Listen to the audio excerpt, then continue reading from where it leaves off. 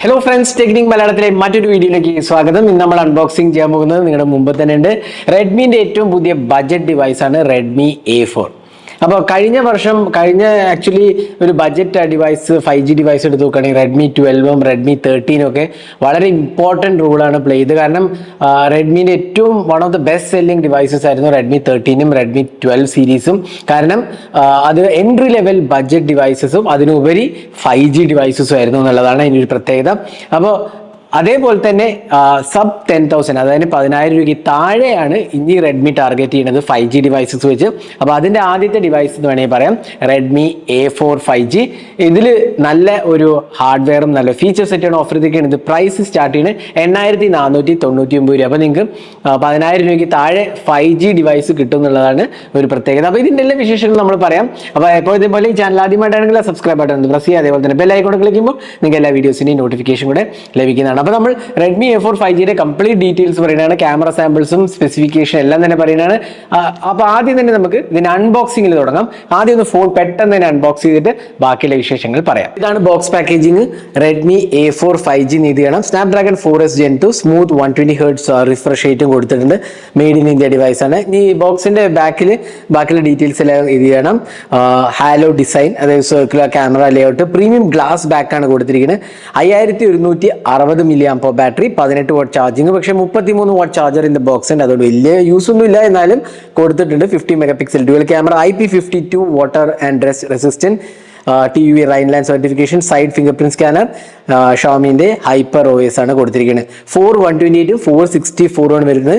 വില പറയുകയാണെങ്കിൽ 464-ന് 8,499 രൂപ, 4/128-ന് 9,499 രൂപ. രണ്ട് കളേഴ്സിലാണ് അവൈലബിൾ ആവുന്നത്, സ്റ്റേറി ബ്ലാക്ക്, അതേപോലെ തന്നെ ഒരു പേർപ്പിൾ കളറുണ്ട്. അപ്പോൾ നമ്മുടെ കയ്യിൽ സ്റ്റേറി ബ്ലാക്ക് ആണ് ഉള്ളത്. അപ്പോൾ നമുക്ക് പെട്ടെന്ന് തന്നെ ബോക്സും തുറക്കാം. അപ്പോൾ റെഡ്മി A4 5G. അപ്പോൾ ബോക്സിനകത്ത് ഡിവൈസുള്ള ജസ്റ്റ് ഒന്ന് മാറ്റി വയ്ക്കാം. ബാക്കി എന്തൊക്കെയാണ് ഡിവൈസിനകത്ത് നോക്കാം. ഇതിനകത്തൊരു മാനുവലും സിം ഇജക്ടർ പിന്നുമാണ്, പിന്നെ ഒരു 33 വാട്ട് അഡാപ്റ്ററാണ് കൊടുത്തിരിക്കുന്നത്, പിന്നെ ഒരു കേബിളും കാണാം. അപ്പോൾ ഇത്രയും ബോക്സിനകത്തുള്ളൂ. കേസ് ഇതിനകത്ത് കൊടുത്തിട്ടില്ല. ബഡ്ജറ്റ് ഡിവൈസ് ആയതുകൊണ്ടായിരിക്കും തോന്നുന്നു കേസ് ഇൻക്ലൂഡഡ് അല്ല. ഇനി നമുക്ക് ഡിവൈസ് ഒന്ന് പുറത്തെടുത്തിട്ട് ഇതൊന്ന് ബൂട്ട് ചെയ്യാം. അപ്പോൾ ആദ്യം തന്നെ ഡിസൈൻ ലാംഗ്വേജ് നോക്കാം. അപ്പോൾ ഇതാണ് റെഡ്മി A4ന്റെ ഡിസൈൻ. ഫുൾ ഗ്ലാസ് ഫിനിഷ് ആണ് കൊടുത്തിരിക്കുന്നത്. അപ്പോൾ ഒരു പ്രീമിയംനെസ് ഡെഫിനറ്റ്ലി ഉണ്ട് എന്ന് പറയാം. കാരണം ഗ്ലാസ് ആയതുകൊണ്ട്. ഈ പ്രൈസ് സെഗ്മെന്റ് പൊതുവേ ഗ്ലാസ് വരാറില്ല, എല്ലാം തന്നെ പ്ലാസ്റ്റിക് ആണ്. ഇവിടെ നല്ലൊരു ഹാലോ ഡിസൈൻ ആണ്. ഒരു ഡുവൽ ക്യാമറ സെറ്റപ്പ് ആണ്. പിന്നെ ഇവിടെ 50 MP എഴുതി കാണാം, LED ഫ്ലാഷ് കാണാം, 50+ ഡെപ്ത് സെൻസർ ആണ് കൊടുത്തിരിക്കുന്നത്. അതാണ് ഡിസൈൻ ലാംഗ്വേജ് പറയുക. പിന്നെ 8.2 mm തിക്നെസ്സും അറൌണ്ട് 212 grams ആണ് വെയിറ്റ് വരുന്നത്. ലാർജർ ഡിസ്പ്ലേ ആണ്, അറൌണ്ട് 6.8 inches ഡിസ്പ്ലേ ആണ് വരുന്നത്. അതുകൊണ്ട് തന്നെ വെയിറ്റ് ഇച്ചിരി കൂടുതലാണ്. പിന്നെ ഗ്ലാസും കൂടെ ആയതുകൊണ്ട് കുറച്ച് കൂടുതലാണ്, എന്നാലും കുഴപ്പമില്ല, വലിയ ലാർജ് ഡിസ്പ്ലേ ആണ്. ഇവിടെ 3.5 mm ഓഡിയോ ജാക്ക് കാണാം. പിന്നെ side mount finger print scanner, volume keys കാണാം. താഴത്ത് USB Type-C പോർട്ടും സ്പീക്കർ യൂണിറ്റും കാണാം. സൈഡിൽ സിം ട്രെയിൻ കാണാൻ സാധിക്കും. അപ്പോൾ ഇതാണ് ഡിസൈൻ ലാംഗ്വേജ് പറയുന്നത്. ഇത് നല്ല പ്രീമിയംനെസ് ഡെഫിനറ്റ്ലി നമുക്ക് കാണാൻ സാധിക്കും. കണ്ടില്ലേ, ഗ്ലാസ് ഫിനിഷ് ആണ്. അപ്പോൾ അതുകൊണ്ട് തന്നെ ഒരു 8,400 രൂപേൻ്റെ ഡിവൈസ് ആണെന്ന് തോന്നത്തില്ല. ആ ഒരു പ്രീമിയംനെസ് ഡെഫിനറ്റ്ലി നമുക്ക് കാണാൻ സാധിക്കും. അപ്പോൾ ഇതാണ് ഡിസൈൻ. ബിൽഡ് ക്വാളിറ്റി നല്ലതാണ്, നല്ലൊരു ഇൻഹാൻഡ് എക്സ്പീരിയൻസ് ആണ്, ലാർജ് ഡിസ്പ്ലേ ആണ്. അതുകൊണ്ട് തന്നെ കുറച്ച് ഹെവിയാണ്, എന്നാൽ പോലും നല്ല ഒരു എക്സ്പീരിയൻസ് ആണ് കിട്ടുന്നത്. റെഡ്മി 5G നമ്മുടെ എഴുതിയതാണ്.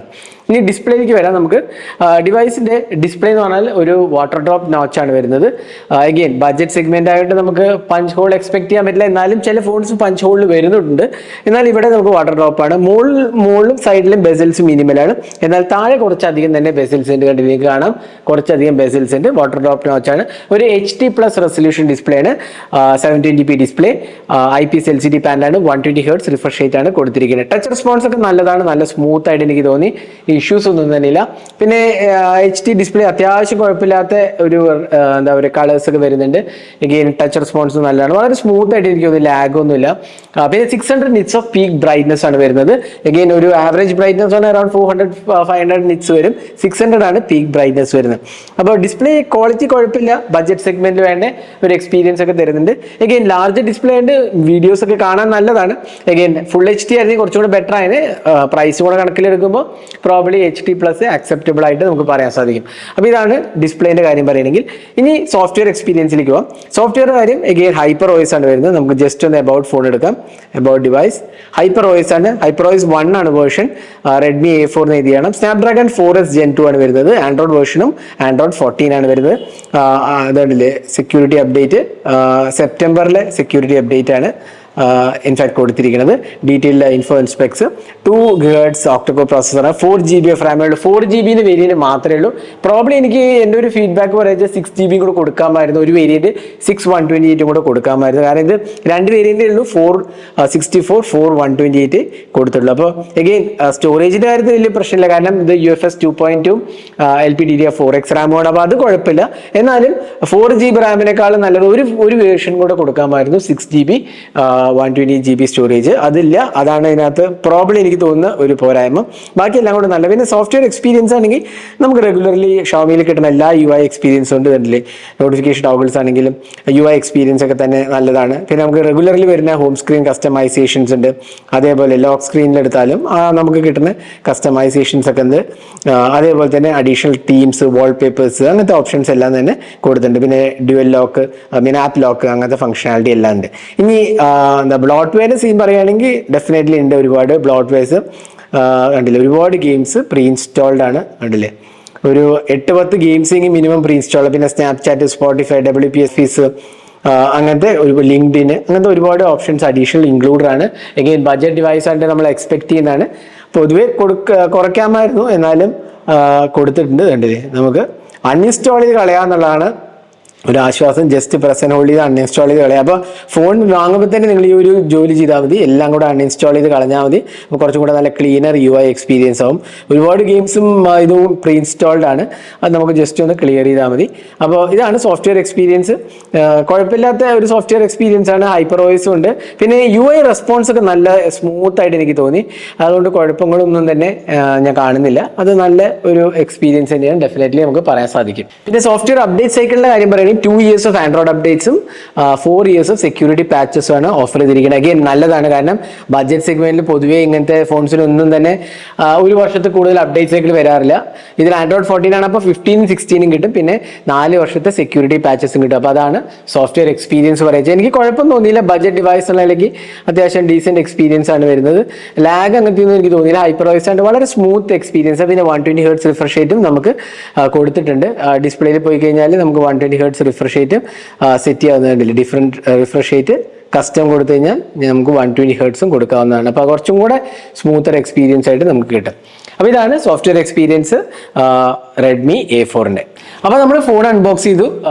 ഡിസ്പ്ലേ, സോഫ്റ്റ്വെയർ, അതേപോലെ ഡിസൈനെ കുറിച്ച് പറഞ്ഞു. എനിക്ക് ഇഷ്ടപ്പെട്ട ഒരു കാര്യം ഞാൻ നേരത്തെ പറഞ്ഞു, നല്ല സ്റ്റൈലിഷ് ലുക്കിംഗ് ആണ്. ഗ്ലാസ് ഫിനിഷ് ആണ് കൊടുത്തിരിക്കുന്നത്. അപ്പോൾ അതൊരു പ്രീമിയംനെസ് ഡെഫിനറ്റ്ലി ഫീൽ ചെയ്യുന്നുള്ളതിൽ ഒരു സംശയമില്ല. പിന്നെ ഒരു പേർപ്പിൾ കളർ കൂടി ഉണ്ട്. അപ്പോൾ സോഫ്റ്റ്വെയർ എക്സ്പീരിയൻസ് ഞാൻ നേരത്തെ പറഞ്ഞു 2+4 years ഓഫ് ആൻഡ്രോയിഡ് അപ്ഡേറ്റ്സ് ആണ് പ്രോമിസ് ചെയ്തിരിക്കുന്നത്. ഈ പെർഫോമൻസിലേക്ക് വരാം. Snapdragon 4S Gen 2. അപ്പോൾ Snapdragon സീരീസിലെ ഒരു എൻട്രി ലെവൽ ചിപ്പാണ് 4S Gen 2. എഗെയിൻ നല്ല ഒരു പെർഫോമൻസ് ഓറിയന്റഡ് ചിപ്പാണ്. ബഡ്ജറ്റ് സെഗ്മെന്റിൽ അത്യാവശ്യം ഡീസെന്റ് ലെവൽ ഓഫ് പെർഫോമൻസ് നമുക്ക് കിട്ടും. ഇതിന്റെ ആൻറ്റിറ്റ്യൂഡ് സ്കോർ പറയാച്ചാൽ ഒരു 3.5-3.25 ലക്ഷത്തിന്റെ ഇടയിൽ നിൽക്കും. അതാണ് ആൻറ്റിറ്റ്യൂഡ് സ്കോർ അപ്രോക്സിമേറ്റ് പറയുക. Again depends upon device to device. നല്ലൊരു ആവറേജ് സ്കോറാണ് ഞാൻ പറയുന്നത്. പിന്നെ ഞാൻ നേരത്തെ പറഞ്ഞ പോലെ UFS 2.2 സ്റ്റോറേജ് ആണ്. LPDDR4X റാമാണ്. eMMC അല്ല. അതുകൊണ്ട് തന്നെ അത്യാവശ്യം ബേസിക് കാര്യങ്ങൾക്കൊക്കെ തന്നെ നല്ല ഫാസ്റ്റർ പെർഫോമൻസ് കിട്ടും. പിന്നെ UI എക്സ്പീരിയൻസ് ഒക്കെ വളരെ സ്മൂത്ത് ആയിട്ട് എനിക്ക് തോന്നി. ഞാൻ ടെസ്റ്റ് ചെയ്തപ്പോൾ എനിക്ക് ഒരു ആഴ്ചയോളം ടെസ്റ്റ് ചെയ്ത്. കാരണം എംബാർഗോ ലോഞ്ച് ചെയ്ത് കുറച്ച് കഴിഞ്ഞിട്ടായിരുന്നു എനിക്ക് കുറച്ച് ടൈമിംഗ് കിട്ടി ടെസ്റ്റ് ചെയ്യാൻ. അപ്പോൾ ടെസ്റ്റ് ചെയ്തതിൽ എനിക്ക് ലാഗ് ഒന്നും തന്നെ ഫീൽ ചെയ്തില്ല. കാരണം ഒരു ബഡ്ജറ്റ് ഡിവൈസ് ആണ്. 4 GB റാമേ ഉള്ളൂ എന്നുള്ള വേറൊരു പ്രോബ്ലം ആണ്. എന്നാൽ പോലും ലാഗോ ഇഷ്യൂസ് ഒന്നുമില്ല. ഇപ്പോഴും ഞാൻ പറയുന്നത് 4 GB റാമിനേക്കാളും ബെറ്റർ ഒരു 6 GB റാം വേരിയന്റും കൂടെ കൊടുക്കാമായിരുന്നു. എന്നാലും 4 GB റാം ആണെങ്കിലും ഡീസെന്റ് എക്സ്പീരിയൻസ് നമുക്ക് കിട്ടുന്നുണ്ട്. അതിൽ ഒരു വലിയ കോംപ്രമൈസ് ഒന്നും ഇല്ല എന്ന് വേണമെങ്കിൽ പറയാം. അപ്പോൾ 8499 രൂപയ്ക്ക് നല്ല ഒരു പെർഫോമൻസും ഓറിയന്റഡ് ചിപ്പാണ്. പിന്നെ 64 128 GB സ്റ്റോറേജാണ് വരുന്നത്. അതുകൂടാണ്ട് തന്നെ നമുക്ക് സിംഗിൾ സ്പീക്കറാണ്. ഡ്യുവൽ സ്പീക്കേഴ്സിലെ സിംഗിൾ സ്പീക്കറാണ്. അത്യാവശ്യം ലൗഡായിട്ട് എനിക്ക് തോന്നി. കുഴപ്പങ്ങളൊന്നുമില്ല. പിന്നെ ഡ്യുവൽ സിം കാർഡും അതിനൊപ്പം തന്നെ ഇതിനകത്ത് സൈഡ് മൗണ്ടഡ് ഫിംഗർ പ്രിന്റ് സ്കാനറുമാണ് കൊടുത്തിരിക്കുന്നത്. അപ്പോൾ ഏറെക്കുറെ നല്ല എക്സ്പീരിയൻസ് ആയിട്ട് പറയാവുന്നതാണ്.